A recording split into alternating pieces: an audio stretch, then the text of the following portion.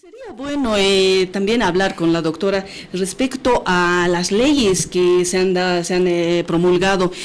Tenemos la ley 243 que se promulgó el 2012 durante la presidencia del señor Evo Morales, además de la ley 348 que habla respecto a la violencia política contra las mujeres, que se ejerce a mujeres candidatas, que se ejerce a mujeres que ya están en el cargo o a quienes están, bueno, de las formas de violencia que dice en este caso que se ejerce son de alguna forma no necesariamente físicas, son psicológicas, se les hace promulgar o se les hace firmar documentos de que ellas no están de acuerdo, se toca su vida íntima, además de ello son violentadas digitalmente incluso. En lo que estuve revisando en la documentación que pude conseguir, en el 2023, porque todavía no estamos finalizando el 2024, más de 100 mujeres han sufrido violencia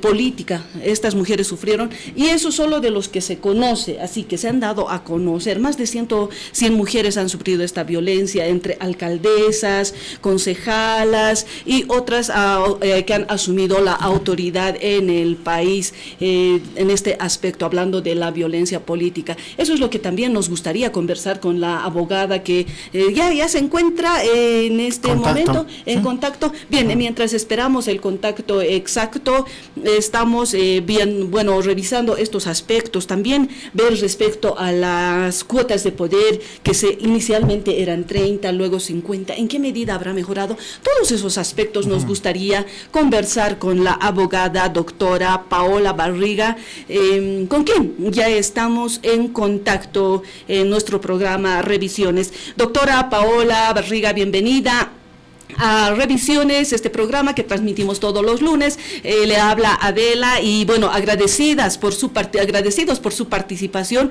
en el programa con la temática la violencia de la política, de la violencia política contra las mujeres que se han ido ejerciendo. Doctora, bienvenida y buen día. La consulta inicial sería, teniendo las leyes que existen en el país, como ya había estado mencionando inicialmente, las leyes 243, 348 que ya han sido anteriormente ya promulgadas, ¿qué evaluación le daría a usted? Por una parte, ¿en qué medida estas leyes que van en defensa de la mujer políticamente cuando son agredidas, en qué medida se habrán puesto en vigencia, en qué medida habrá favorecido a las mujeres?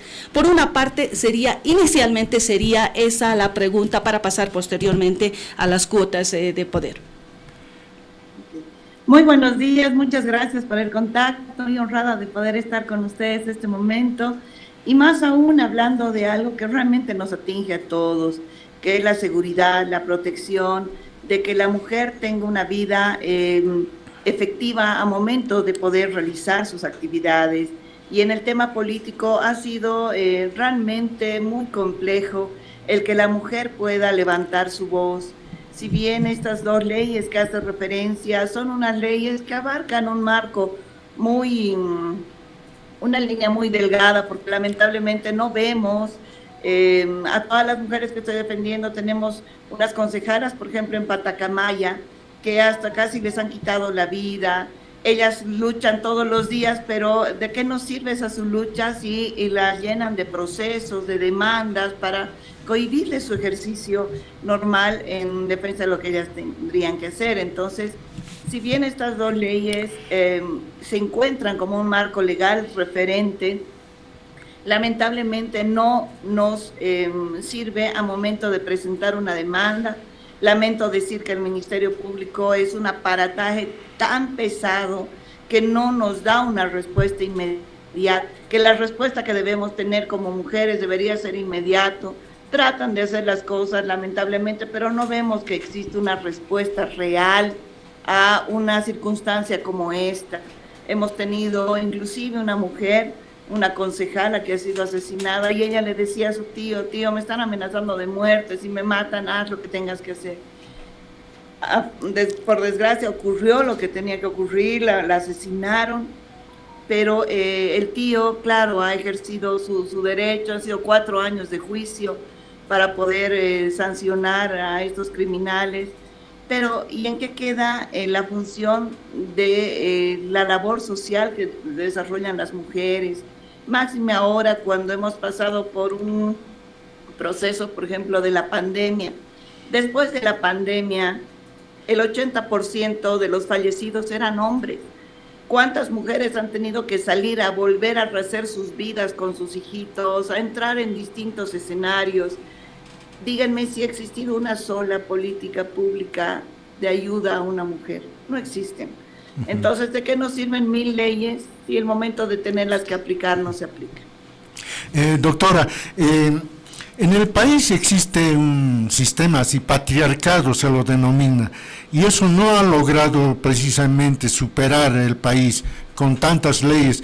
Hay muchos casos que se ventilan en la justicia ordinaria. ¿Qué casos relevantes podríamos destacar que han llegado a sentencias? Bueno, en este caso, el que sí podríamos, que ha sido el único, porque lamentablemente no podemos entender de que las mujeres tengan que salir todos los días a luchar contra este patriarcado que usted hace referencia, y que judicialmente, a ver, si usted está cumpliendo una función pública, lo que menos tiene es tiempo.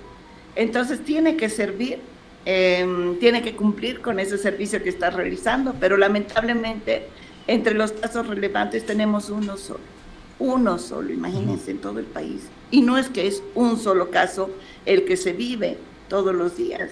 Todos los días vivimos, y quien les habla, yo soy abogada defensora de estas mujeres en muchos casos, en muchos procesos. Este relevante que les comento, el de Patacamaya, me parece sorprendente, porque continúan con los procesos, ya han terminado su gestión estas mujeres hace 2 años, estas concejalas, pero continúan con las demandas y demandas y demandas porque ellas decían su verdad, ellas transparentaban el trabajo que estaba desarrollando el alcalde en Patacamaya.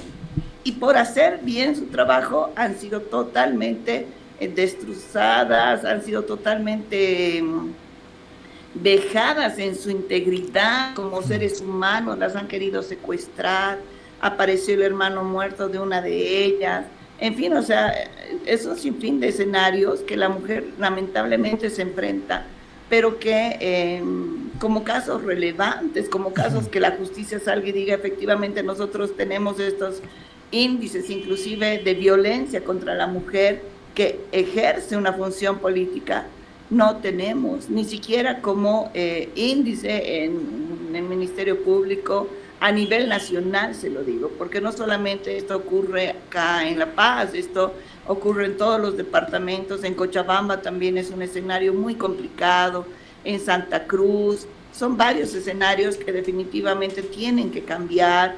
Lamentamos de sobremanera de que el Ministerio Público no dé una atención primaria, no tenga una oficina específica para mujeres con violencia política, porque no tenemos. O sea, específicamente simplemente se van al tema de violencia como cualquier otro tipo de violencia y que no es atendido en su dimensión, y que estas mujeres al decir su voz, al levantar su voz, al salir en otro escenario, no están siendo atendidas. Y como les digo, son mujeres que tienen una función pública, entonces tienen que salir a trabajar, tienen otro tipo de actividades que no les permite este andamiaje tan pesado que es nuestro Ministerio Público, nuestra justicia.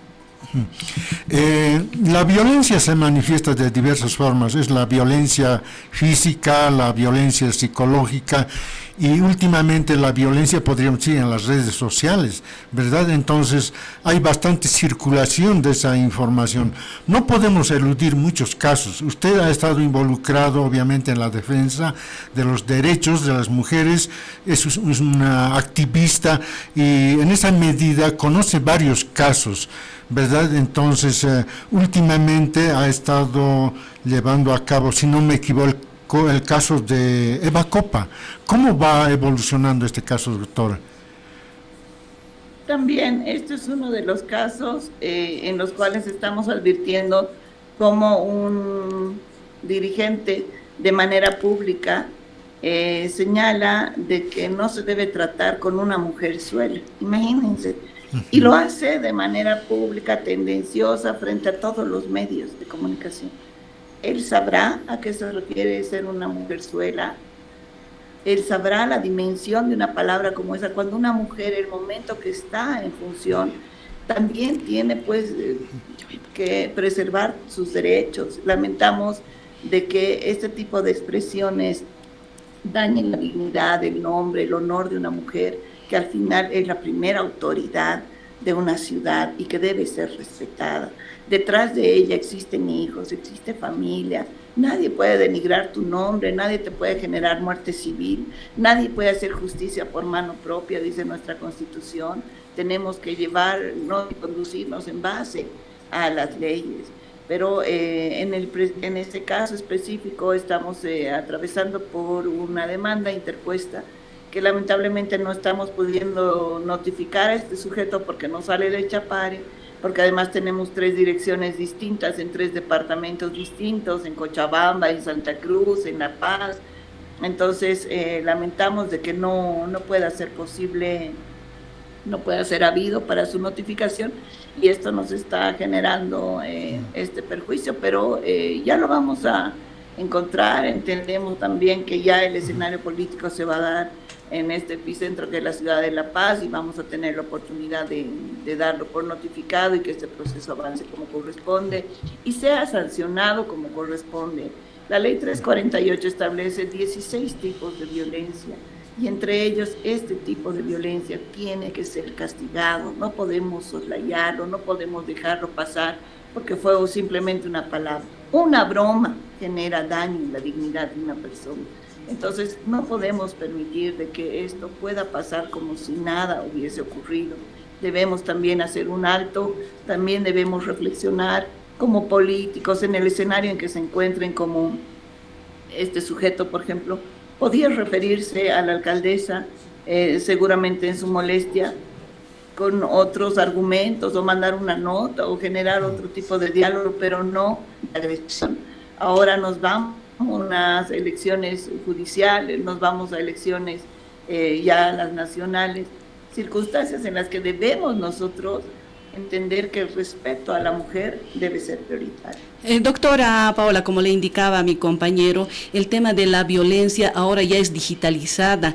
Podemos encontrar en plataformas digitales, se dice, por lo menos un estudio realizado por Democracia y Asistencia Electoral, el Instituto IDEA, indica que las redes sociales también ya son utilizadas para la violencia, desde la psicológica, incluida hasta la amenaza de violencia física. Esto se ha desarrollado no solo en Bolivia, así hablando particularmente, esto se ha hecho un estudio a nivel Latinoamérica, así concretamente, donde aparece también la violencia a las mujeres en el ámbito político. ¿Esto de qué manera estaría influyendo? Porque las redes sociales son bastante influyentes en esta época, cuando son más utilizadas, doctora.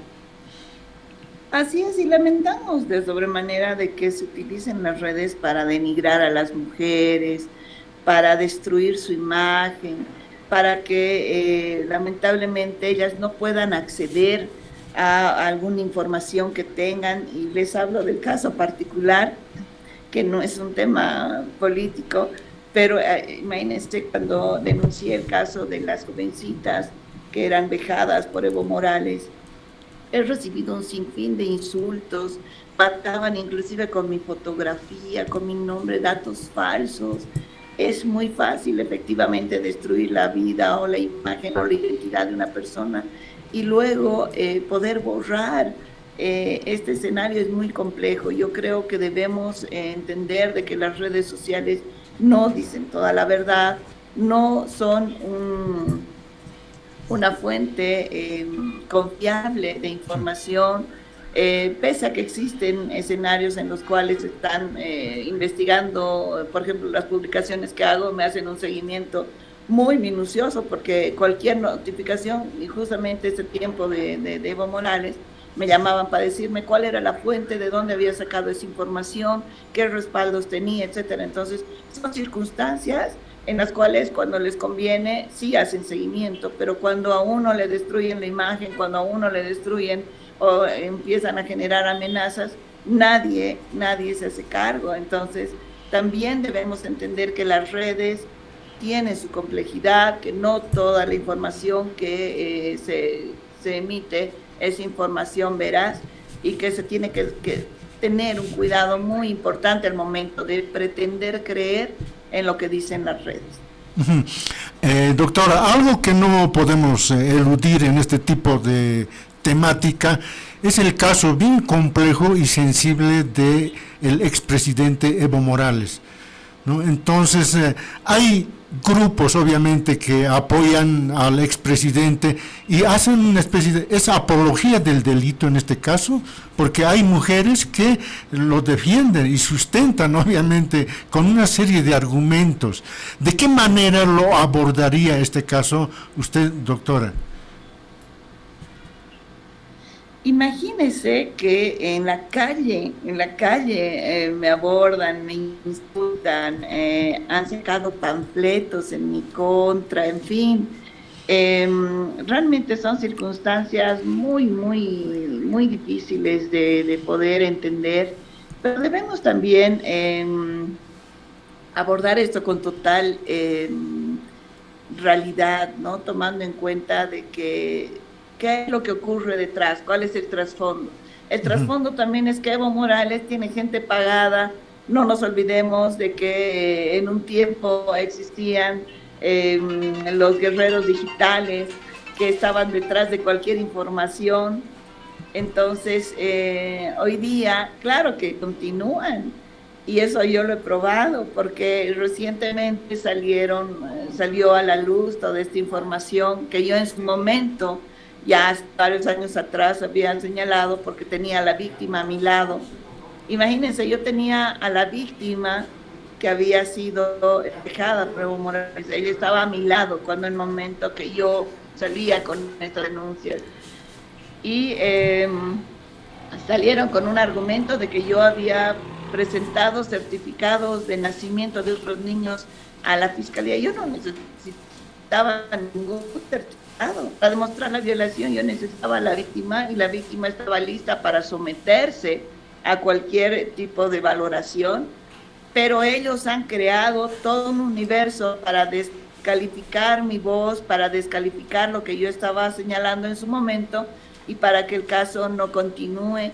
Y así fue. El caso no nos quisieron recibir en la fiscalía, estaba obviamente la chifa de por medio.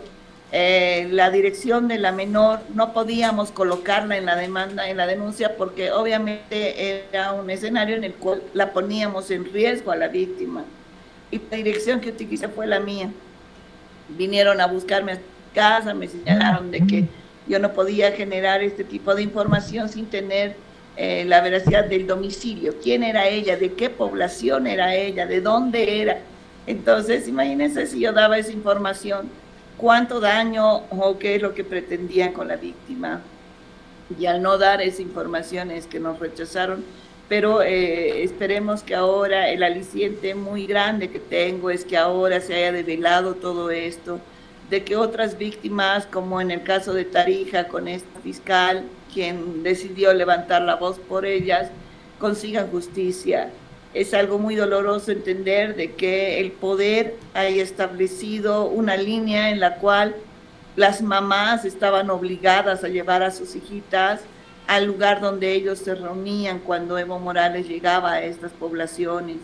La obligatoriedad de estas mamás, esa mamá me decía, yo no me perdono porque he tenido que llevar a mi hija, pero si no la llevaba me quemaban mi choza, me quemaban mi sembradío, me quemaban todo y me sacaban de la comunidad. Y yo no tengo nada más que eso, me decía. Entonces no me quedó otra, pero después de todo lo que ella ha vivido, me decía, hubiese preferido que me saquen, hubiese preferido todo menos a que mi hija esté en esta situación. Estos argumentos tan degradantes para un ser humano, para una mujer, realmente nos desgarra el alma y esperemos de que estas jovencitas en algún momento consigan justicia. Al final, como ha establecido la Corte Interamericana, un delito de violación es un delito de lesa humanidad, porque es un delito que jamás va a poder ser reparado en el tiempo.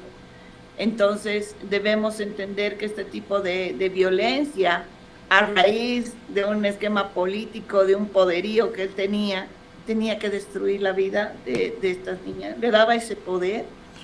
Entonces, hoy día, si salimos a levantar nuestra voz con estas víctimas, la gente lamentablemente que lo sigue apoyando puede hasta matarnos, porque hemos llegado a un esquema en el cual la gente nos insultaba en las calles, este tema de estas agresiones, de estos panfletos, de denigrar mi nombre, de denigrarme como ser humano. Yo creo que, bueno, yo estoy en un medio en el cual me defiendo todos los días, porque siempre estoy enfrente de violadores, de asesinos, y bueno, Dios me da la fortaleza de eliminar, pero muchas personas pensarán que lo que dicen aquellas cosas son reales, ¿no? Entonces limpiar tu imagen es también complejo, pero estamos en una lucha diaria ante escenarios como estos, que ostentan un poderío político y que eso les hace autores de poder generar tantos delitos. Doctora, ¿en qué medida puede prosperar este juicio sobre estupro contra Evo Morales? En el país se debería asumir, se dice, de oficio, o si no se requiere una parte, digamos, que pueda incoar este proceso. Hay ese ámbito que es medio controvertido, discutible por la intromisión de factores políticos, pero hay otro proceso también que se va armando, si no me equivoco, en Argentina. No, en Argentina pienso que van a ser argumentos bastante consistentes porque están empezando a indagar.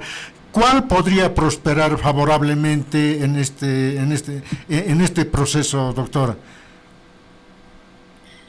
Bueno, acá en Bolivia, después de la lucha personal, porque les estoy hablando, no que me han contado, les estoy hablando de algo personal, considero de que va a ser muy complejo el poderlo recluir en un recinto penitenciario, el que un proceso avance, tomando en cuenta de que tiene sus tentáculos en todas partes, ¿no?